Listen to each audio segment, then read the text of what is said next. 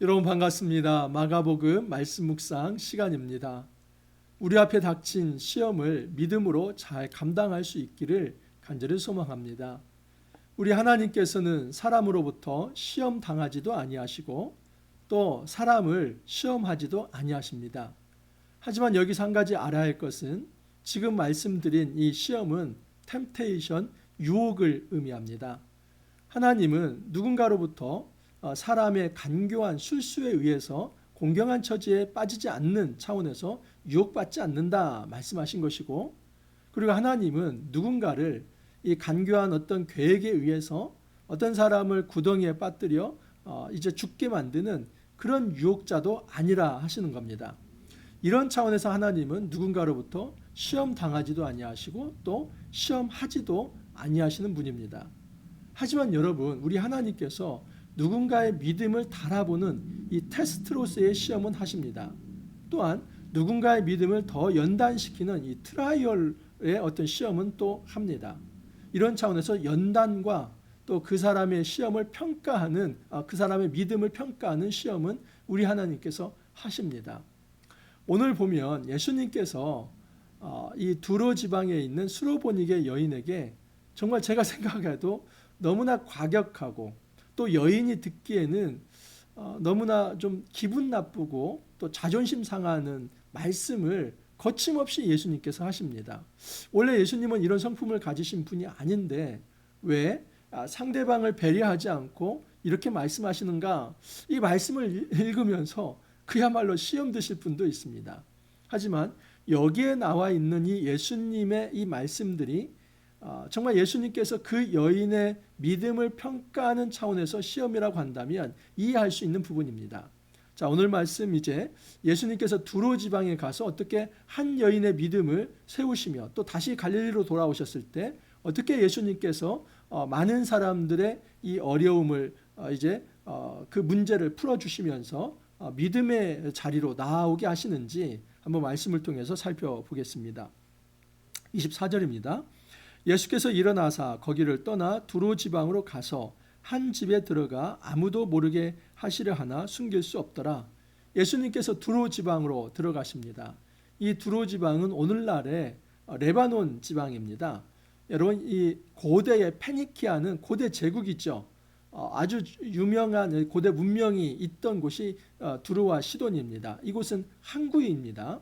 그래서 철기 문화가 발전되었기도 하고 오늘날 그 히브리어의 알파벳이 될 만한 이 페니키아어, 이거 여기에서 발생이 된 겁니다. 이처럼 여러분 고대 문명이 발달된 곳이 이 시돈과 두로인데 특별히 두로는 바알 신앙의 본산지이기도 합니다. 구약에 유명한 이 악한 여인 하나 있죠. 누구입니까? 이세벨입니다. 이세벨의 고향이기도 합니다. 이세벨이 이제 이스라엘의 아합 왕에게 시집을 오게 됩니다. 근데 혼자 오는 게 아니라 바알 신앙 체계를 가져옵니다. 그래서 이스라엘 전체를 바알 국가로 만들려고 했던 이 사람이 바로 이세벨입니다. 이처럼 두로하면 이방 지역이고 바알 신앙의 본산지인데 예수님께서 찾아가십니다. 우연히 어떻게 찾아간 겁니까? 그런 거 없습니다. 복음서에서 예수님께서 특별히 공생의 사역에 있어서 우연이란 없습니다. 다 예수님께서 의도한 것이 있는 것입니다. 어제와 그제 본문과 연결시켜서 본다면 여러분 이 부정에 관한 정결 논쟁이 발생했지요. 근데 예수님께서는 정말 진짜 정결이라고 하는 것은 어떤 밖으로부터가 아니라 너희 속 안에 있는 것이다. 그것을 말씀을 합니다. 손 씻지 아니하고 무엇인가를 먹는 것, 이것이 부정한 문제가 아니라 이 속으로부터 나오는 모든 악한 괴교와 또 탐심과 그리고 폭력적 모든 자세들, 이것이 악한 거다. 이것이 부정한 것이다. 진정한 정결함이라고 하는 것은 예수 그리스도를 통해서 그가 새롭게 회복되어야만 정결함에 이를 수 있다.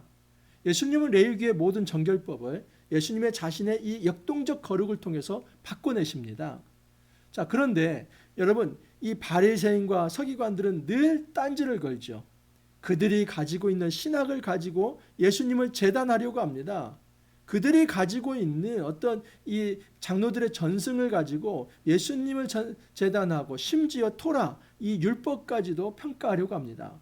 자, 그런데 예수님께서는 그 바리새인과 서기관, 이 유대인이 아니라 이방 지역에 와서 이방 여인, 그것도 이방 남자가 아니라 이방 여인, 누가 보더라도 비천하게 보이는 이방 사람, 그 중에서도 여인, 그 사람에게 찾아가서 그 사람을 믿음의 사람으로 세우는, 그래서 단지 혈통적으로 유대인이 아니라 이방인이라 할지라도 믿음만 가지면 하나님 백성 될 수 있다는 것을 보여주는 겁니다. 이 대조 차원에서 예수님은 지금 두로지방에 간 겁니다. 이것을 머릿속에 생각하지 않는다면 예수님은 성차별주의자, 그리고 예수님은 너무나 여성에 대해서 함부로 비하하는 말씀을 하네, 이렇게 생각할 수 있습니다. 그것을 빠지지 않게 하기 위해서 제가 미리 말씀을 드리는 겁니다. 이에 더러운 귀신 들린 어린 딸을 둔 한 여자가 예수의 소문을 듣고 곧 와서 그 발 아래 엎드리니라. 발 아래 엎드리는 행동은 종이 주인에게 하는 행동이죠. 지금 이 여인이 예수님 앞에 와서 엎드립니다. 왜냐하면 자기 딸이 지금 악한 귀신이 들려 있습니다. 그 악한 귀신이 들려있는 그 상태에서 예수님의 소문을 들은 겁니다. 예수님은 귀신을 쫓아내고 병을 고치신다고 하는데 내 딸을 고쳐보겠다는 생각에서 예수님 앞에 무릎을 꿇은 것입니다. 단순한 모정이 아니라 이 여인은 예수님을 향한 믿음이 있었기 때문에 예수를 주로 생각하며 그 앞에 무릎을 꿇었습니다. 그 여자는 헬라인이요 수로보닉의 족속이라 자기 딸에게서 귀신 쫓아내 주시기를 간구하거늘. 여러분, 지금 이 마가복음에 여인들이 많이 등장합니다. 이전에 혈루병 앓은, 그 12해 동안 혈루병 앓은 여인이 있죠.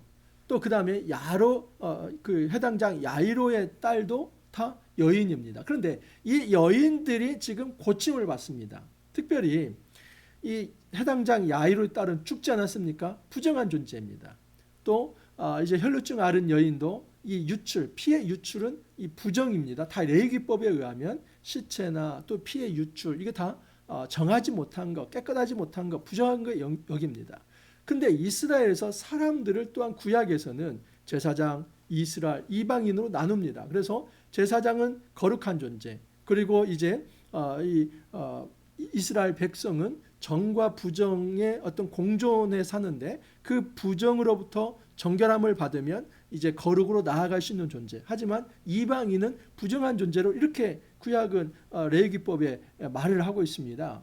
근데 예수님은 정확하게 사람 중에서도 부정한 존재, 이방인에게 찾아왔고, 그것도 고대에는 남성보다 여성을 더 비하했습니다. 근데 그 여성에게 찾아간 것입니다.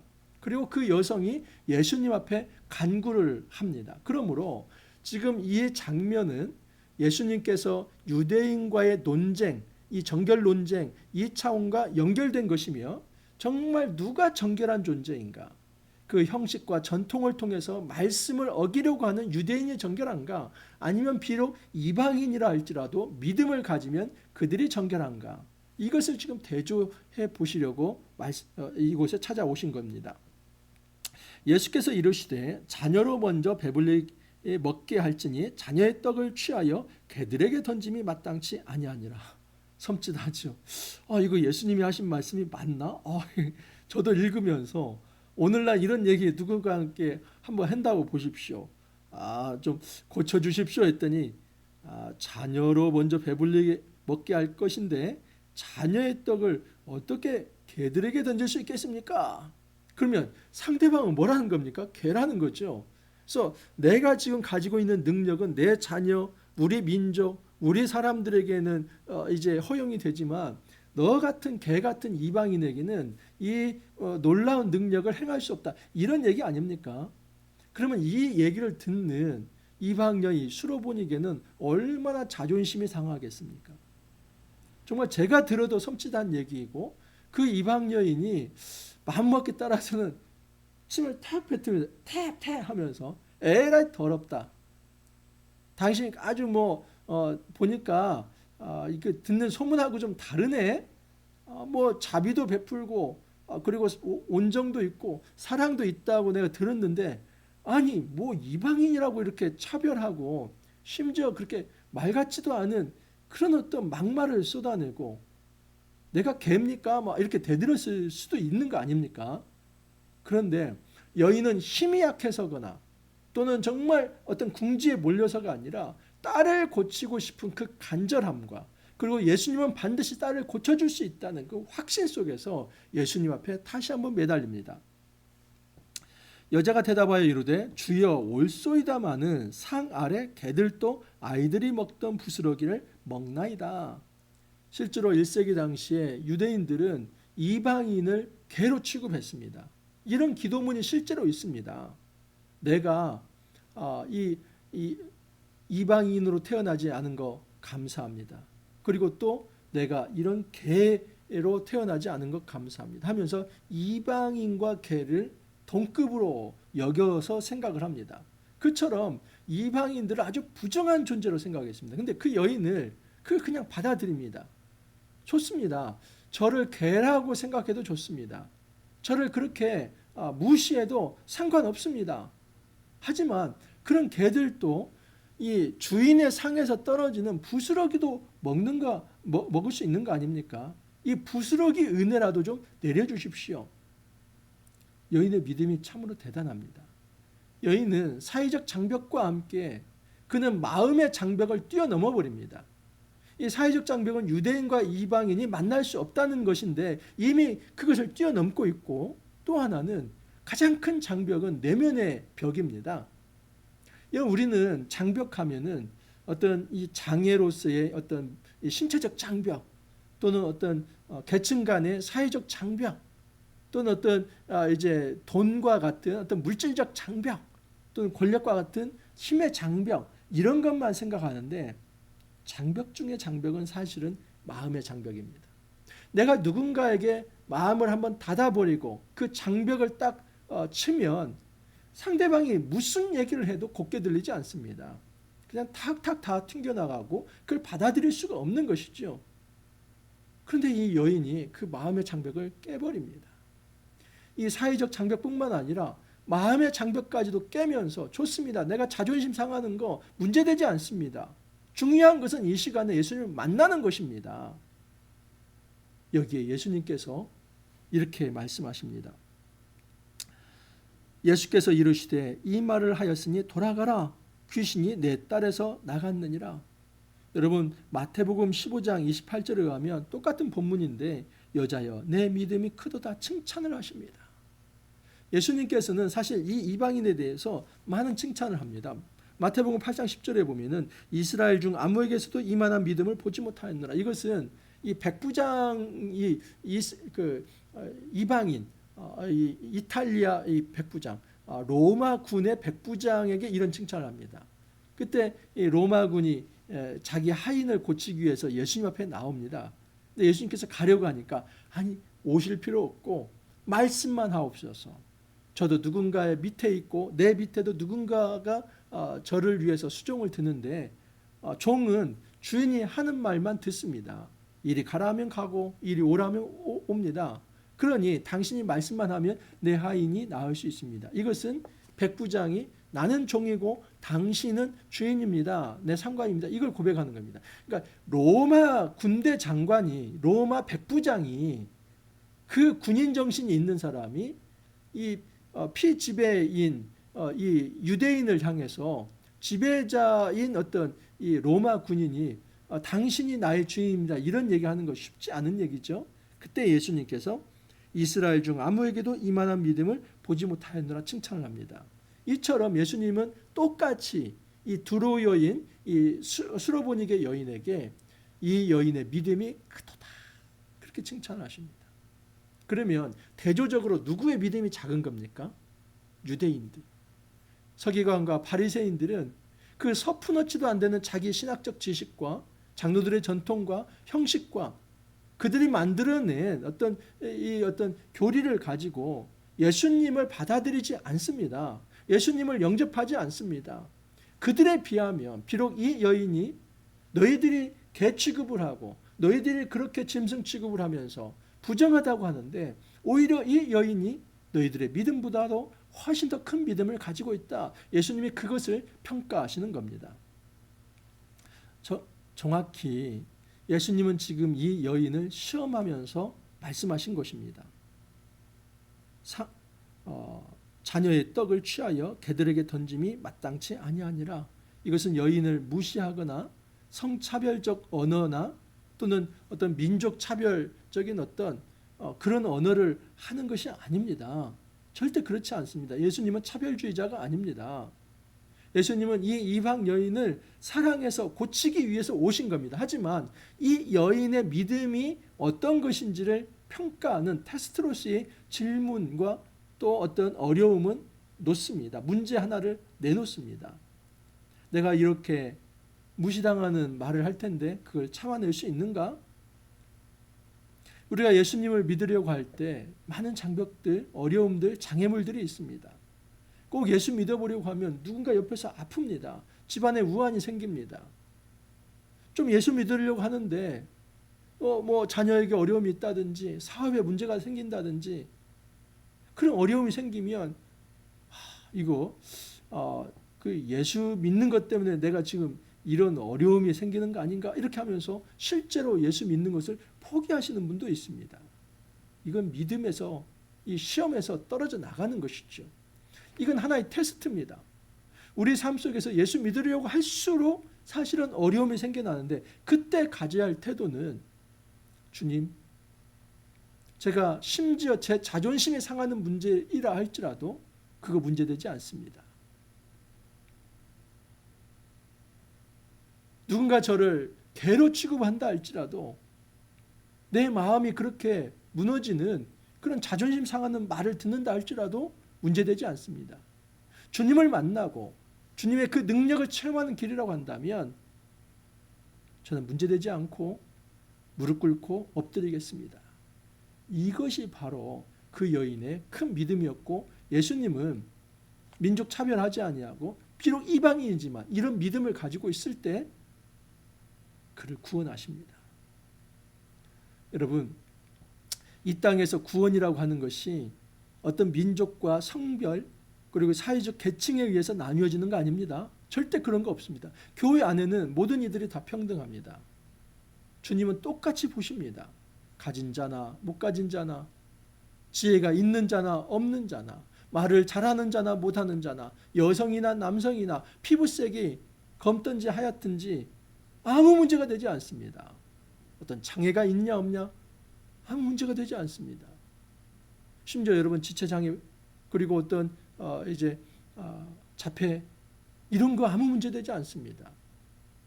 사람이라고 한다면 하나님께서는 그 사람을 향해 긍휼의 마음을 가지고 그를 구원하시려고 합니다. 그때 하나님이 테스트하십니다. 딱 하나만 보겠다.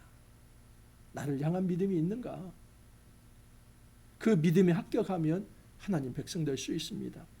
자, 예수님께서 이제 두로와 시도에서 이제 오셔서 갈릴리에 다시 나오십니다. 그리고 갈릴리에 돌아오셔서 귀먹고 말 더듬는 자를 이제 고치십니다. 근데 그 양귀에 침을 뱉어 그의 혀에 손을 대시며 하늘을 우러러 탄식하며 그에게 이르시되 에바다 하십니다. 이 에바다는 아람어로 열려라 이런 의미입니다. 그랬더니 귀가 열리고 혀가 맺힌 것이 곧 풀려 말이 분명해졌다라고 말을 합니다. 여러분 터치하시는 거 한번 잘 보십시오. 이 진흙을 이기고 침을 뱉고 그것을 좀 붙이고 이런 모든 행동들 에바다 하는 이게 창조 행위입니다. 우리 하나님께서 진흙으로 사람을 만드시고 그 코에 생기를 불어넣으신 이것을 연상케 하는 것입니다.